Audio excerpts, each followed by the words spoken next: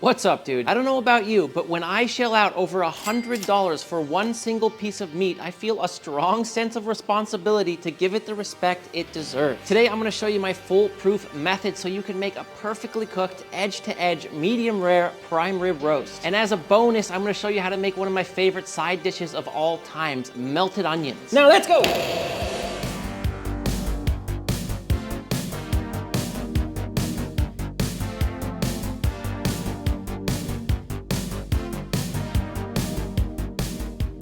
To start, when you go to order or pick up your prime rib, you have two options. You can either get it on the bone or off the bone like this. Now, one of the pros of getting it with the bones is you can actually use these to make an incredible sauce for your prime rib if you want, which sometimes I do, sometimes I don't. Another reason I like getting it with the bones is sometimes I just like to cut these, season them, roast them, and just eat them like a rib because that is just so tasty. If you want, you could also layer this with aromatics and herbs like garlic, rosemary, thyme, and then put the meat back on the bones and tie it all up so you have this little aromatic flavor bomb in there steaming away. Now, one of the cons of getting it with the bones is these bones have a serious amount of weight to them, which you are paying for when you buy your rib roast. Just out of curiosity here, let's take a look. Wow.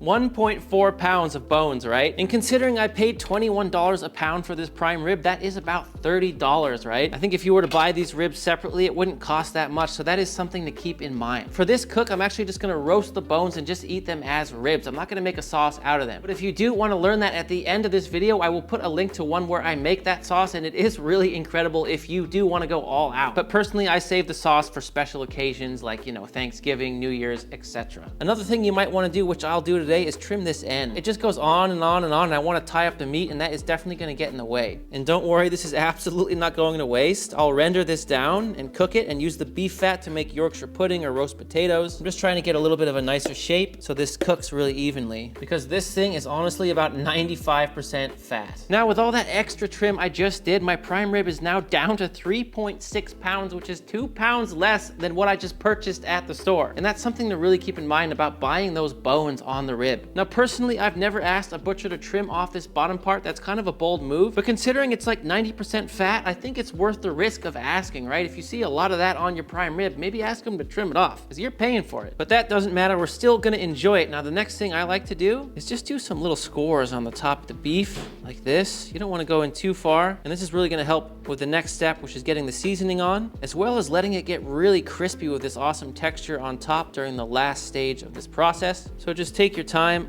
make these nice little squares on top. Of course, you don't have to do this, but I do like the effect that it gives me. And I just like scoring things. Now, the first thing I like to do is douse it with Worcestershire sauce, as the Brits would say. And I don't know if you knew this, but this is made actually out of anchovies, amongst other things. I call it like liquid salt, right? No, your liquid salts, like soy sauce is a liquid salt. I would consider this a liquid salt. And it just adds this umami-rich flavor punch. And it's also gonna help with the next step, which is to have some more seasoning come on. But we're just gonna really douse this all the way around and just rub it in. Don't be shy, don't be shy. My gosh, it just smells so good. Something about Worcestershire sauce and beef together is just a beautiful combo. Our next layer of seasoning is called rosemary salt, and this one you need to try. The recipe for this will be down in the description underneath the video, and all you need to do is strip some rosemary leaves off the stem and pluck some sage leaves from the stem as well. Then just add that to a food processor along with some peeled garlic and some lemon zest. Then just dump in your salt and blend for 1 minute, and boom, you've got rosemary salt. It is an incredible seasoning. You're gonna love having it on hand. Same deal here, my friends. Just really take your time. Literally just season this rib all the way around. Stand it how you need to stand it. It's a big piece of meat, right? So you can have a lot of seasoning on the outside and it really won't get too salty. Wow, that looks beautiful. And last but not least, Sergeant Gilbert reporting for duty. That's just black pepper. And same like I did with the rosemary and the Worcestershire sauce, I'm really gonna take my time and get all the way around, making sure to dip up those edges and pepper it really nicely. Now, another thing that never really hurts to do is to tie it up, right? I'm just putting down some butcher's twine right here. Just set our little rib roast in here. Spin that around a few times right here. That'll help lock it in when you do this. And then simply just tie a knot. And what we're doing here is just making it more compact, which is essentially just making the whole rib roast one mass, meaning it's gonna cook evenly. If you don't do this, and that's also an option for you, you might have the end that's a little bit more medium and then the inside more medium rare, which can actually sometimes be a good option if there's someone in your family that likes their meat a little bit more done. But as we're all medium rare folks here, I'm just gonna tie it up a little bit. Now there's your rib roast. The only thing you need to do now is wait, because by leaving this in the fridge for about 24 hours uncovered before roasting, it is only gonna be a whole lot better as it dry brines in there, and that seasoning is allowed to penetrate further into the meat, as well as letting it dry out more on the outside, which is gonna give us an unbelievable, beautiful, crispy edge, which we all know and love. So I will see you tomorrow. And because I'm not making a sauce from the bones, I'm actually gonna just cook these tonight, as well as this little hunk. I don't know what I'm gonna get out of this. Probably I'll just get mostly the beef fat that I will pour off the roasting tray and use for another purpose. I'm basically just experimenting right now with this. I'm just gonna do the same thing I did with the rib roast, is just douse it with the Worcestershire sauce, rosemary, salt, and black pepper. There we go. I got my bones all seasoned, and I'm just gonna chuck this in the oven at about 375 degrees and let it go for a couple hours. I'll give you an exact timing when it comes out. And this is dinner tonight, and to be very honest with you, I think I'm more excited about this than the actual prime rib. I just like ribs. I don't know what to tell you. So those ribs actually cooked for an hour and 20 minutes. I might have taken them a little too far, but they were still really good. And all I did to finish them was brush them with my homemade chipotle barbecue sauce, which if you're interested in learning how to make, I'll put a link for that video down in the description. I brushed that on and then threw them back in the oven for 5 minutes. Marcus and I enjoyed them, and they were really good, but also insanely rich. I mean, there was fat just squirting out of those things when you bit into it. You don't want to eat any more than one, that's for sure. Our rib roast has been dry brining for 24 hours now. It's time to get this thing in the oven. Let's power on the TYPHUR sink. Now for the first part of this cook, I'm gonna set my target temp to just 105 degrees Fahrenheit, and you'll see why. This will all make sense by the end of the video. From that, I'll insert that probe from the side, dead center in there. I always push in, and then I like to pull back just a little bit, make sure it's right in the middle. And that's it, my friends, now into the oven at 200 degrees Fahrenheit. Bon voyage. Now while that prime rib roasts away, let me tell you about the sponsor of today's video, TYPHUR Sync. Look, if you're a serious home cook and you don't yet own a wireless probe thermometer, you need to get on board. They are essential. And what sets the TYPHUR Sync apart from the rest of the wireless probe thermometers on the internet is definitely this dual probe system. The probes are clearly labeled with 1 and 2 and are neatly packed into this very beautiful premium feeling unit. There's really so much I love about the TYPHUR Sync. For starters, it does the math for you, meaning it will accurately calculate the remaining time you have left on whatever it is you're cooking, and it works really well. Another cool feature about the TYPHUR Sync is you have this incredible display as well as the app. It seems like nowadays most systems either have one or the other, but not both, so that is a huge plus. The probes also have 6 sensors running throughout and use an advanced algorithm to detect the lowest possible temperature of your food. And this ensures that you get accurate results every time, which is really important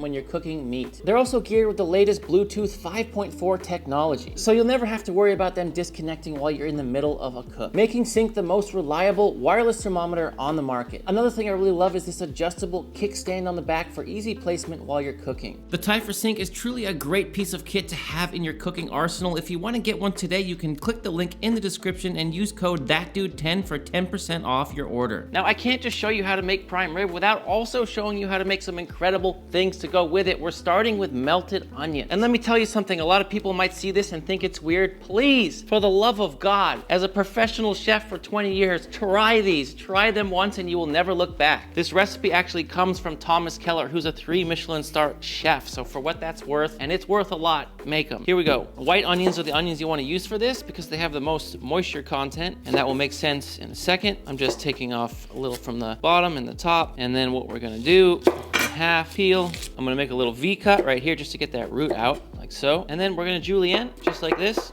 down, finish the rest, just like so, and repeat with the rest of your onions. Next, all you need to do is get them in the pot you're gonna be cooking them in. Oh God, ooh! Oh, they're getting to me. Make sure you use a sharp knife when you're cutting onions. That will help with the tears, but they're still getting to me. My knife is sharp. Now, salt going in. And what may seem like a lot of salt, trust me, these are supposed to be too salty before they get the butter, and the butter then balances it out. And so what we're doing now is just sort of mashing these a little bit, just scrunching them up in my hands. And what this is gonna start to do is pull all that moisture out of the onions, which is then what we're gonna cook the onions in. It's like onions stewing in its own juices. Ooh, they got me good. And as you mix these for a couple minutes, you'll start to feel all that liquid begin to release from the onions. Don't make these, you guys. It's not worth it. It's always worth it. I can already feel that water starting to leach out. Now, once you've scrunched for a minute or so, just let these sit and let that water begin to come out. Oh my God. Now, as you can see, these onions have really broken down. and there's a little bit of liquid now sitting at the bottom of the pot. We're gonna turn the heat on just a touch over low, and then we're gonna slowly let these onions simmer away in their own juice. Now, if it runs out of liquid in the bottom of the pot, you need to add a little bit of water, like a quarter cup at a time, which I usually do, and that totally depends on how juicy your onions are. Now, every 5 minutes or so, all I wanna do to my onions is just give them a quick little mix and just make sure that there's enough liquid there in the bottom. Again, some onions are packed with moisture, some aren't. These ones weren't as juicy, but that's fine. Just add a couple tablespoons of water at a time and maintain that little bit of liquid as you see here on the bottom of the pot. And we're just slowly letting these things stew. So I just came and stirred these onions every 5 to 10 minutes, and now they've been stewing for a full hour. And as you can see, there's just a little bit of liquid left over in the bottom here. At this point now, we're gonna add a lot of butter, and it is a lot of butter. It may seem crazy to you, but that's how you make this dish. Not for the faint of heart. This is definitely a celebration style recipe. So I'm gonna start adding in these cubes of cold unsalted butter, and the heat is still just on very low. And what you want to do is work in a few cubes at a time, just like so. And once they've almost disappeared into the onions, just add more. If you've ever made a beer monte, which is a butter emulsion sauce, it's just exactly how you do it, except there's just a whole bunch of onions in here as well. Now it really starts coming together. You can just see this sort of sauciness being formed. That water is emulsifying with the onions. This is so good. I really hope one of you will make these and get back to me in the comments. You gotta experience this. Everybody needs to try these once. More butter going in. I'm gonna do literally, this is crazy, but 6 to 8 ounces of butter. That's how you make them. Probably about 6 ounces is what I'll do. It's crazy. Once all the butter's worked in, I'm just gonna shut off the heat and then taste your creation.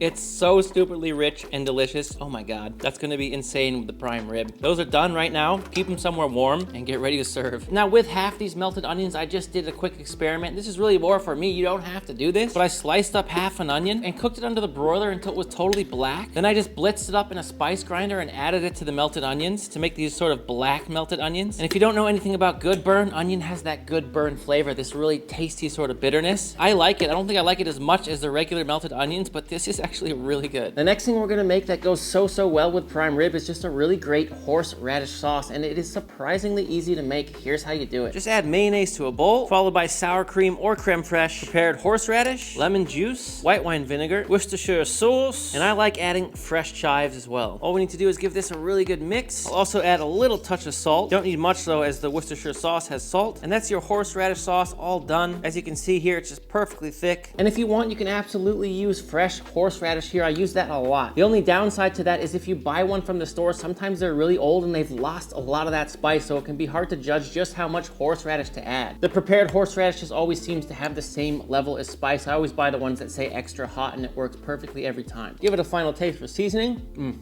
Absolutely spot on, perfect. Tasting this has me so excited for the prime rib. So after just 2 hours and 9 minutes, our beef has hit 104 internal. Now obviously at this point it's not done, right? It's missing that crispy, crackly, brown, crunchy, just flavor-packed exterior. That is my favorite part of a prime rib. The reason I started this in a really low oven is so I get this edge-to-edge medium rare perfection. It almost looks like sous vide meat by the time it's done. But now that that's been achieved, we need to crank up the oven to 450 degrees Fahrenheit and finish this off. And I'll tell you what, I would not pull this at 130, I would not pull this at 128, I would not pull it at 125, I would pull it at 120 degrees Fahrenheit. Because it's such a big piece of meat, it's gonna carry over, cook a lot more, so I would definitely aim for 120, which is what I'll set the TYPHUR to now. This time I'm gonna use the app to set the target temp, and they do have presets, but you can just set it manually up top here as well. And it's as easy as that. So I'm gonna hit start. And once our oven's up to temp, we're gonna throw this back in to crisp up. And in it goes. And there we go. It just hit 120 internal. And I'll tell you what, it got crunchy and brown and crisply and crackly so fast. It looks really, really good. All that's left to do now is practice a little bit of patience, because you gotta let it rest. Sometimes I'll cover it in a little tin foil tent, but I don't think it's really necessary. I'm just gonna let it sit here for about 25 minutes, maybe even 30 minutes. It would be a shame to under rest this, cut into it, and have all those juices run out. I mean, you spend a lot of time and money on it, so just let it rest. It's rested now for 25-30 minutes. I'm gonna take off the butcher's twine. And just for your information, I pulled it at 120. It came up all the way to 135, 136. So just something to keep in mind, guys, if you're making this at home. You might even try pulling it like 115. I'm gonna slice the whole thing directly in half to start. And there we are. Oh, look at it. Look at it. It's glorious. Here we go. The last thing I'm gonna put on is this little bit of dripping that comes out in the bottom of the sheet pan that the ribeye roasted in. It's not enough to make a full sauce, but it's so good. It's just like the natural sauce that comes from the ribeye. Hell yeah. I mean, personally, I'm getting like straight up into this cap. Out of respect for the beef, this looks like it's fit for a king.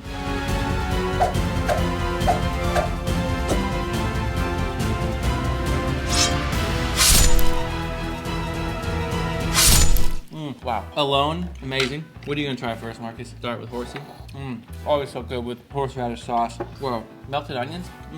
Oh my God. This is sick. Oh, dude, try it with the onions. Oh, that's crazy. It goes hard, dude. It goes hard. I gotta do one more. I'm going. Oh my God. It's just, oh my God.